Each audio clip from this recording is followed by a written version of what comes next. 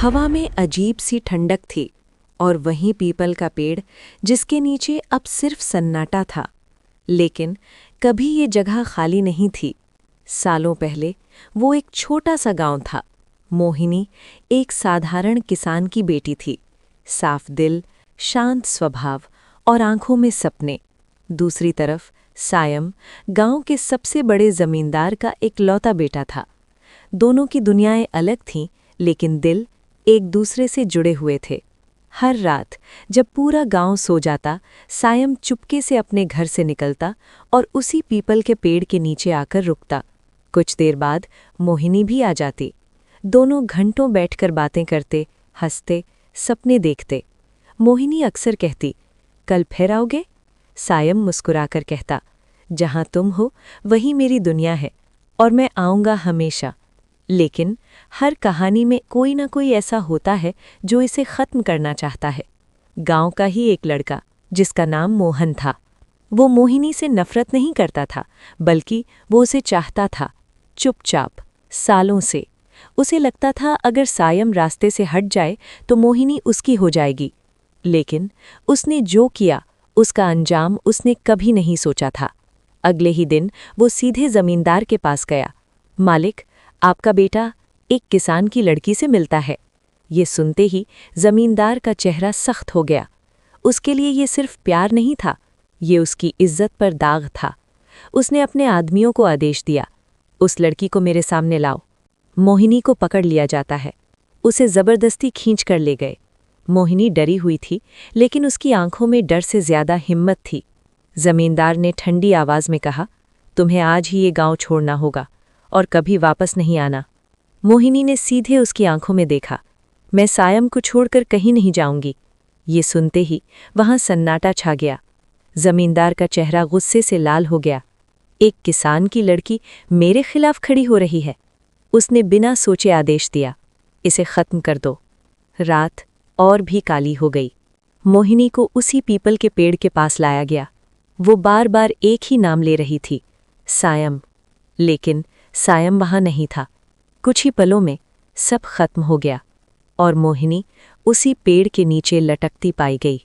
उसका शरीर उसी पेड़ से लटका दिया गया।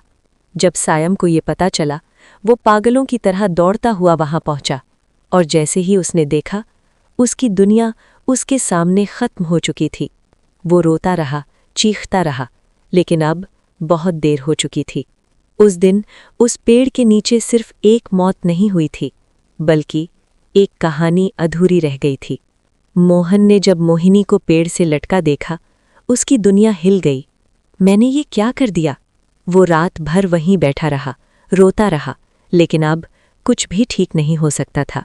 डर और पछतावे के बीच उसने एक खतरनाक फैसला लिया। वो एक तांत्रिक के पास गया। मुझे उसे वापस चाहिए, किसी भी कीमत पर।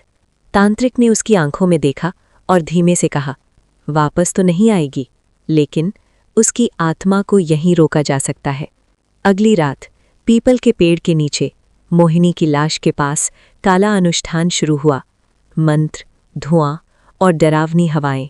और फिर उसकी आत्मा उसी जगह बांध दी गई। मोहिनी बन गई कुछ और। लेकिन वो मोहिनी अब पहले जैसी नहीं रही। उसकी आंखों में दर्द था, धोखा था और अब गुस्सा भी था। सबसे पहले उसने उसी लड़के को देखा जिसने उसे यहाँ तक पहुँचाया था। वो उसके सामने आई। मोहन कांपने लगा। मोहिनी? लेकिन अब वो मोहिनी नहीं थी। वो सिर्फ एक अधूरी आत्मा थी। एक एक करके जमींदार के घर में अजीब घटनाएं होने लगी। रात को चीखें, परछाइयाँ, अचानक मौतें। लोग समझ नहीं पाए, लेकिन सच्चाई ये थी, मोहिनी अपना बदला ले रही थी। पूरा जमींदार खानदान धीरे धीरे खत्म हो गया। बदला पूरा हो चुका था, फिर भी मोहिनी की आत्मा वहीं बंधी रही, क्योंकि उसे मुक्ति तब मिलती जब उसकी लाश को सही विधि से जलाया जाता। लेकिन अब बहुत देर हो चुकी थी। जमींदार को मरने से पहले सच पता चल गया कि उस लड़के ने मोहिनी की आत्मा को रोका है। गुस्से में उसने अपने आदमियों से कहा, उसे खत्म कर दो। और उसी रात वो लड़का भी मार दिया गया। अब न जमींदार रहा, न मोहन, लेकिन मोहिनी की आत्मा अभी भी वहीं थी, अकेली, फंसी हुई मुक्ति की आस में। साल बीत गए, दशक बीत गए, और फिर साइम ने दोबारा जन्म लिया, इस बार रोहित के रूप में। और एक रात वो फिर उसी पेड़ के पास पहुंचा जहां कोई उसका इंतजार कर रहा था, मोहिनी। लेकिन इस बार वो प्यार के लिए नहीं आई थी। उसकी आंखों में अब सिर्फ एक ही चाहत थी, मुक्ति। और वो जानती थी कि इस बार रोहित ही उसे ये दिला सकता है। अब सवाल ये था, क्या रोहित अपनी पिछली जिंदगी की गलती सुधार पाएगा? क्या वो मोहिनी को मुक्ति दिला पाएगा?